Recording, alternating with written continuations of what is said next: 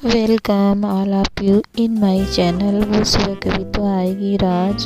बहुत सर्दी है, धूप लेते रहिएगा।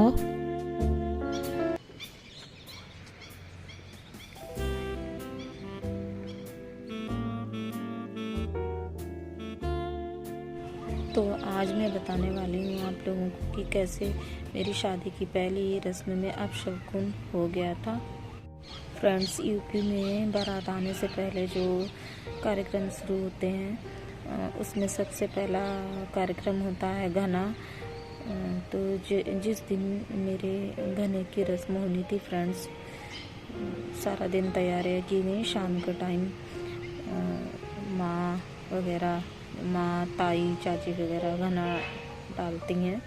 फ्रेंड्स, जब घना डालने की सारी तैयारी हो रखी थी, उसी समय अचानक से मेरे हस्बैंड का फ़ोन आया मेरे पास और मैं उनकी कॉल रिसीव करके उनकी बात सुनने लग गई थी।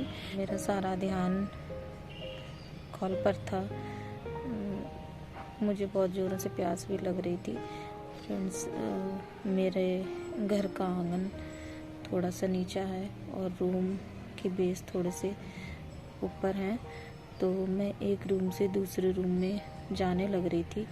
उसी समय अचानक मेरा पैर स्लिप हो गया और मैं डाउन में चली गई, जिससे मैं गिर गई और मेरे दोनों घुटनों में बहुत ज़्यादा चोट आ गई थी। फ्रेंड्स, मैं खुद से उठ भी नहीं पाई थी कि शादी वाले दिन भी मुझे दिक्कत थी। एक बार को मुझे कुछ अंदर से फील भी हुआ कि पता नहीं मैं क्यों गिर गई और मेरे क्यों ये चोट आ गई दोनों पैरों में। मेरे माइंड में ना कुछ अजीब से ख्याल भी आने लग गए थे।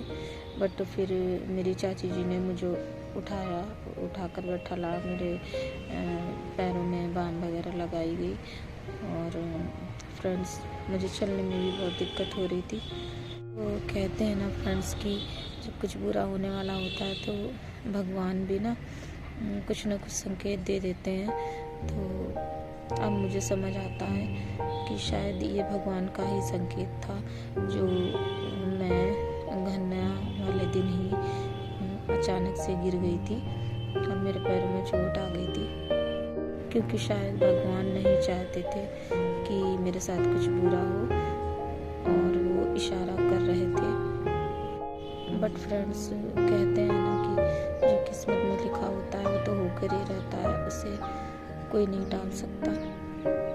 आज भी मुझे याद आता है वो दिन, तो इतना ज़रूर समझ में आता है। अगर आपके साथ कुछ भी बुरा होने वाला होता है ना फ्रेंड्स, तो भगवान किसी न किसी तरीके से आपको ना इशारा कर ही देते हैं। अलग है कि आप उस बात को समझ पाएँ या ना समझ पाएँ। फ्रेंड्स, मुझे दोनों पैरों के घुटनों में इतनी चोट आ गई थी कि मैं ना सही से चल भी नहीं पा रही थी और काफ़ी दर्द भी हो रहा था। फ्रेंड्स, जिस दिन मेरी बारात आई थी उस दिन भी मुझे प्रॉब्लम हो रही थी और मैं धीरे धीरे चल पा रही थी। उसके बाद जब मेरी विदाई हुई तो बहुत लंबा सफ़र था। तो फ्रेंड्स, मुझे बैठने में भी दिक्कत हो रही थी, क्योंकि फोर व्हीलर में बैठे बैठे 17-18 घंटे का सफ़र करने में फ्रेंड्स मुझे चोट की वजह से और दर्द की वजह से बहुत दिक्कत हो रही थी। तो इस ब्लॉग में बस इतना ही। मिलते हैं नेक्स्ट ब्लॉग में, तब तक के लिए बाय।